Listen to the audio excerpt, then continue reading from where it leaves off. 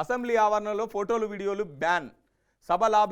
సభ లాబీలో హెచ్చరిక బోర్డులు ఏర్పాటు. గొంతు నొక్కే ప్రయత్నమని బీఆర్ఎస్ మండిపాటు. తెలంగాణ శాసనసభ ఆవరణలో ఫోటోలు వీడియోలు తీయడాన్ని బ్యాన్ చేశారు.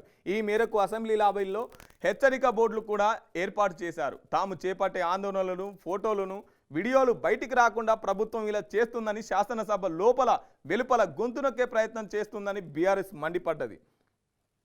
ప్రజాపాలన అంటూ అప్రజాస్వామిక పాలన కొనసాగిస్తున్నదని ఆరోపించింది. ఇక పైన అసెంబ్లీ బయట వీళ్ళు నిరసన తెలిపిరుగా మొన్న ఎవరు రేవంత్ రెడ్డి బొమ్మ అదాని బొమ్మ వేసుకొని అక్కడ చిన్న తోపులాట జరిగిందిగా. ఇక నుంచి అవన్నీ దృశ్యాలు మనకు కనబడి అక్కడికి కెమెరాలు బ్యాన్. వీళ్ళు తెలిపే నిరసన బయటికి రాదు. ఒక రకంగా ఇది వాస్తవంగా గొంతు నొక్కే ప్రయత్నమే, వాస్తవమే. బీఆర్ఎస్ వాళ్ళు అనేది ఇన్ని రోజుల నుంచి కూడా ఎప్పుడు లేదు, ఏ సర్కారు కూడా ఇట్లా చేయలే. వీళ్ళే చెప్తారు మీకు నిరసన తెలిపే హక్కు ఉంది, మీకు ధర్నాలు చేసే హక్కు ఉంది, మీరు ప్రశ్నించవచ్చు అని చెప్పేసి. కానీ నిరసిస్తానికి అది బయటికి రాకుండా గొంతు నొక్కే ప్రయత్నం అది వాస్తవంగా.